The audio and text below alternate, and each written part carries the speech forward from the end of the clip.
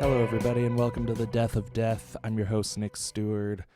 Pretty busy with packing lately, as you can imagine. Ashley and I are a little more than a week out from moving, so I've been pretty distracted. It's Monday as I record this, and I still don't have an episode for tomorrow. Hopefully you're hearing this tomorrow, so I thought I would just talk about something that's not too fleshed out yet, but something I have been thinking a lot about. I don't have time for a super well fleshed out episode. I would be racist by most modern standards today. I'm not sure if you knew that or not, but nothing to do with the actual dictionary definition of racist, of course. Racism is someone who believes that their race is superior, and I don't even really believe in using the term race in this conversation. Ethnicities, maybe. I think tribe is probably the best word for it, tribalism. The reason I would be considered a racist is because I didn't post a black square on my Instagram about a month ago, and I believe that Black Lives Matter, but I refuse to say those words in solidarity with the organization Black Lives Matter. What I wanted to talk about, I'll circle back to that, but what I wanted to talk about is essentially making justice a partisanized or political issue. And I know what you're thinking. No, partisanized is not a word, but it's a great word that I just invented just now, and it really gets after what I'm trying to talk about in this episode. So here are just a few examples of what's been happening the last few months. The government forced everyone to stay inside for 3 months unless you had some ridiculous exception, like stay inside unless you need food or you need to work, and definitely don't stay home if you need to protest. These were not fast rules, hard and fast rules. Some people wanted to fight against the injustice of businesses closing down and people losing their jobs and people being trapped inside. A litany of injustices were carried out in the reaction to this virus. People gathered together and started protesting this all over the country, and that's pretty much where it went wrong. If you saw it on the news, you probably saw nothing but Trump 2020 flags and guys in tank tops and things like that. The news gets the absolute craziest people it can find, and they interview them, and then the entire assembly just looks ridiculous. So where did they go wrong exactly? Well, to use my made-up word, they partisanized their justice. Instead of just protesting the lockdown and getting their point across, they turned it into a Trump rally. For those doing this, it made perfect sense, but the echo chamber can be a very, very dangerous thing.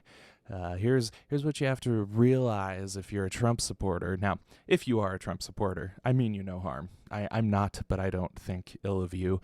Here's what you have to realize about the left, or the Democrats, or whatever you want to call them, of which I'm also not a part. Here's what you have to realize. They view you as a toothless crossburner with the IQ of a fence post, okay?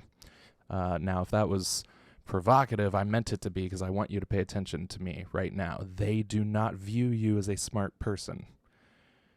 I'd like to say it's rare, but it's not. Democrats, in general, think Republicans are mentally challenged, okay?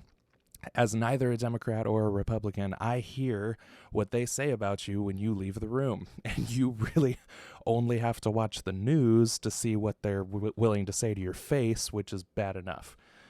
So why show up at a protest regarding something that is happening to the entire country and turn it into a Trump rally?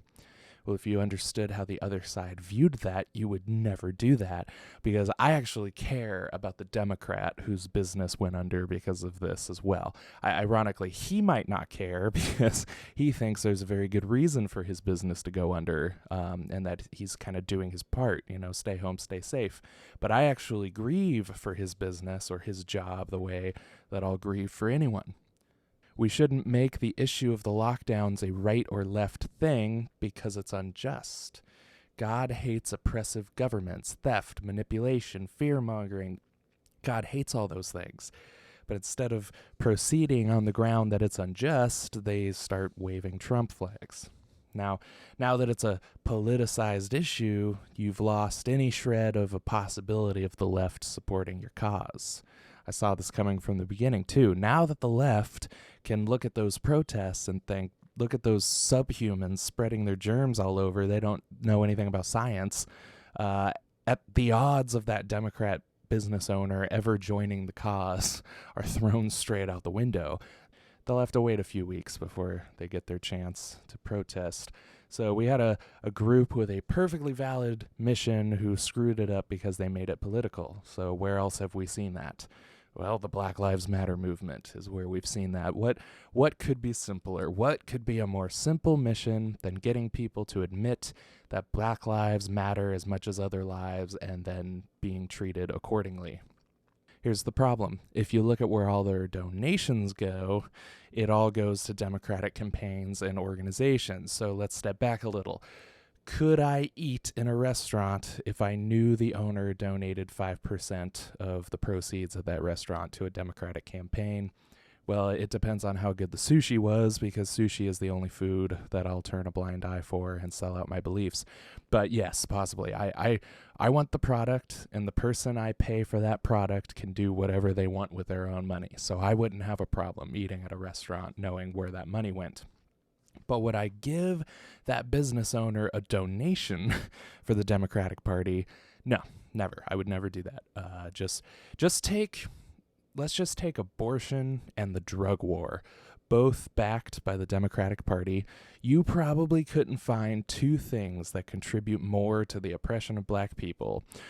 So not only am I against the Democratic Party for almost everything they stand for, I couldn't donate money to BLM knowing that it's funding the things perpetuating the problems they claim to want to solve. That's not even to mention the fact that some of the people running that organization are self-proclaimed Marxists.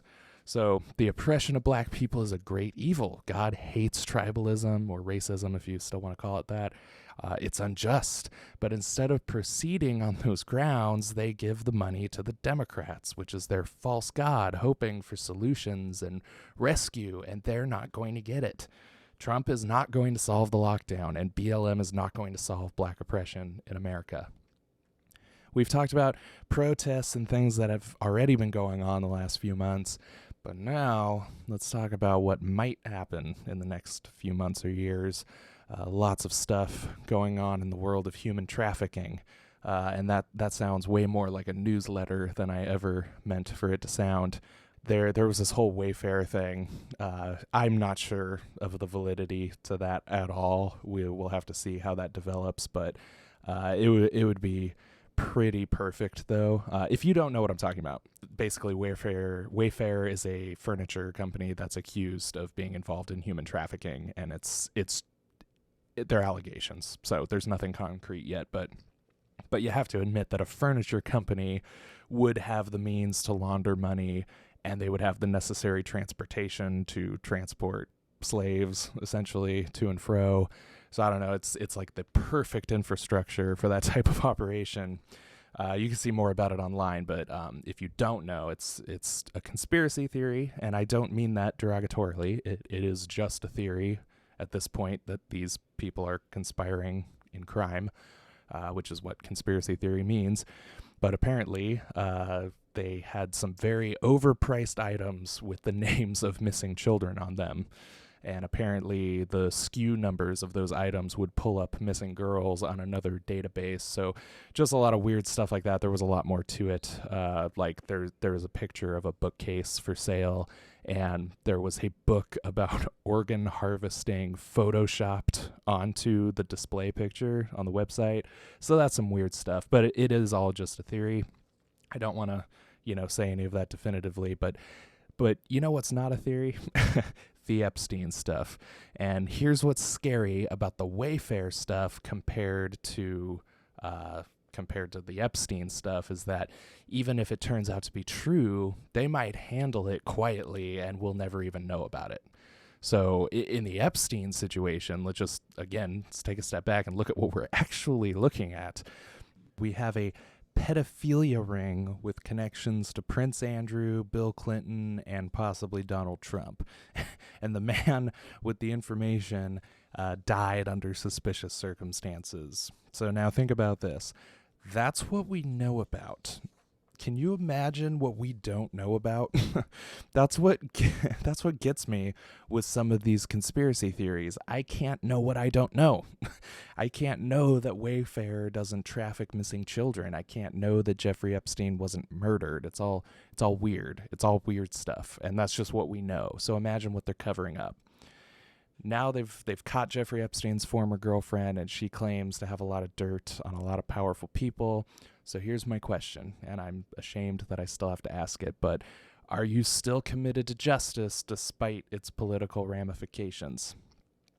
Democrats were all about believing women until Joe Biden was accused of sexual misconduct. There's no convincing proof that Brett Kavanaugh ever met the woman who made those allegations about him, but someone who worked for Joe Biden for years makes some allegations and we don't really believe her. So that just stinks to high heaven. So the question must be asked, if the Clintons go down for this Epstein thing, will people still care about the issue, or will they sweep it under the rug? Will you believe it if Trump goes down? Will you support it?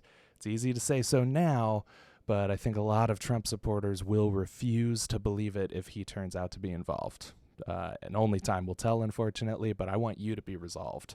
I want you to be resolved to hate injustice no matter what. If that means Trump goes down and it turns out he was as bad as everyone always said he was, then so be it. If the Clintons go down, so be it. You need to love God's law and hate injustice just like God does.